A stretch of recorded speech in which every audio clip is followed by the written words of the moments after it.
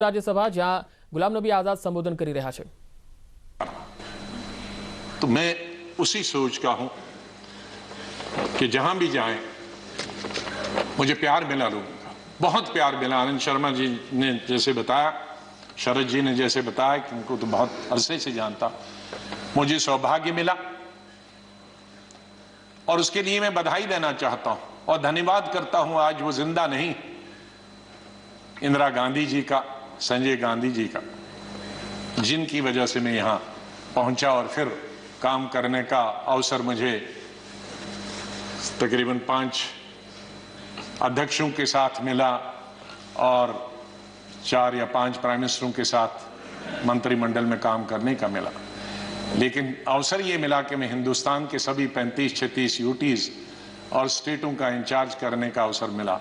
तो आज मेरे दोस्त, भाई, बहनें, मैं ये कह सकता हूं कि अंडमान से लेकर और लक्षद्वीप तक और कश्मीर से लेकर कन्याकुमारी तक, सिक्किम से लेकर गुजरात तक, ये बहुत एक चीज कमाई, बहुत कुछ सीखा मैंने इस पार्लियामेंट। मुझे अवसर मिला पार्टी के जनशक्ति या मंत्री के रूप में, वो इंदिरा जी के वक्त में मिला, राजीव जी के वक्त में मिला, सोनिया गांधी जी के वक्त में वो अवसर उन्होंने मुझे प्राप्त कराया, राहुल गांधी जी के वक्त में, और मुझे शायद बहुत सारे कम लोगों को ये अवसर प्राप्त हुआ होगा कि जो अपनी उम्र से दुगने के लोग थे और बड़े लीडर थे, उनके साथ पार्टी की तरफ से मीटिंग करने का मौका मिला और पार्टी के साथ कई नेगोशिएशन करने का मौका मिला। उनमें ज्योति बसु जी थी, करुणानिधि जी थे, जयललिता जी के साथ मैंने अलायंस किया, करुणाकरण जी थे, चंद्रशेखर जी थे, देवीलाल जी थे, मुलायम सिंह यादव जी थे, प्रकाश सिंह बादल जी से अलायंस तो नहीं किया, लेकिन कई चीजें, जब मैं मिनिस्टर ऑफ स्टेट होम था तब कई मीटिंगें हुई। मैं जब देखता था implementation of Punjab accord, Assam accord, ये देखता था। आई.के. गुजराल साहब से, शुभू सोरेन जी से, साहब तंगल जी से, मुपनार जी से, फारूक साहब से, मुफ्ती साहब से, ये सब लोगों के साथ कई दफा, और यही वजह है कि यहां भी उसी तरह से मैंने चलाया। 3 प्राइम मिनिस्टरों के साथ मैं पार्लियामेंट्री अफेयर्स मिनिस्टर रहा। मैं उस बात को भूल नहीं सकता कि इंदिरा जी फोतेदार जी और हमें बताती थी, फोतेदार जी पॉलिटिकल सेक्रेटरी थे, मैं यूथ कांग्रेस का प्रेसिडेंट था, कहा जरा अटल जी से भी संपर्क में रहा करो। बीजेपी ने, उन्होंने कहा अटल जी से संपर्क में रहा करो। तो वो इस सोच की थी। बाद में राजीव जी जब प्राइम मिनिस्टर बने तो उन्होंने कहा भाई अब विपक्ष के जो लोग हैं उनके पास तो 2 एमएलए एमपी हैं, हमारा इतना बहुमत, उनको भी तो अपनी कॉन्स्टिट्यूंसी का काम करना होता होगा, उनसे भी जरा पूछा करो।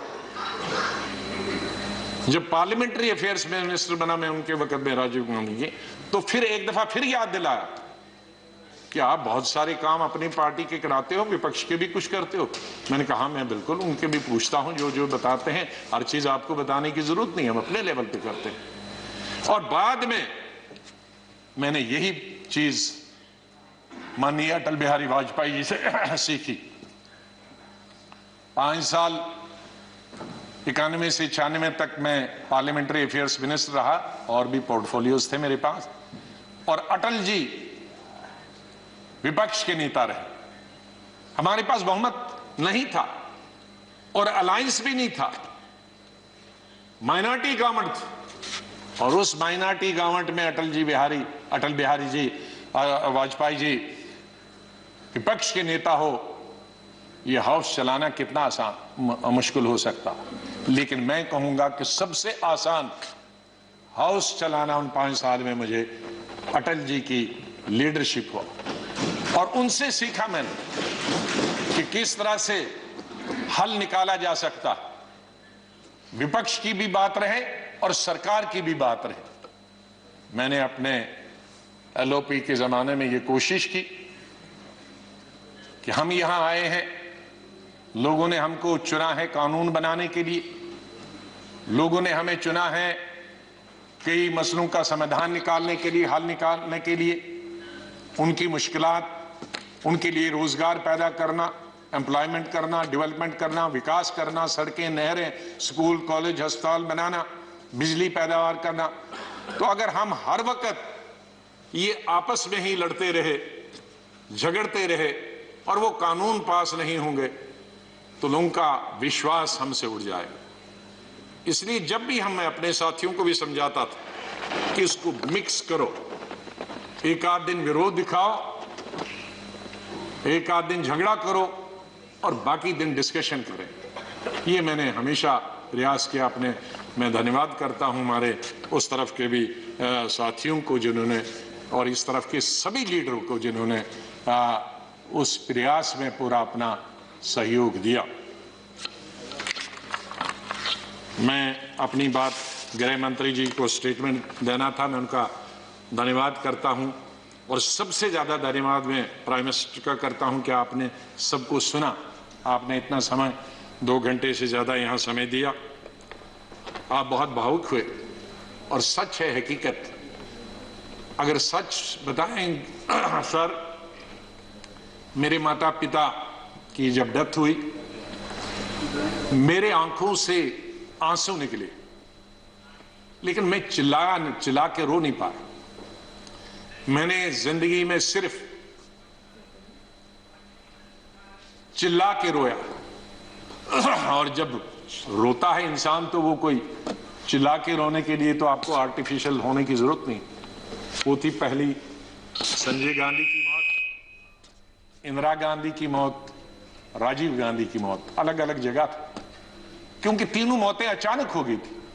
शायद अगर नेचुरल मौत होती तो वो चीख नहीं निकलती। और चौथी थी जब सुपर सुनामी आ गया था उड़ीसा में 99। मैं हॉस्पिटल गया अपने पिताजी को दिखाने के लिए,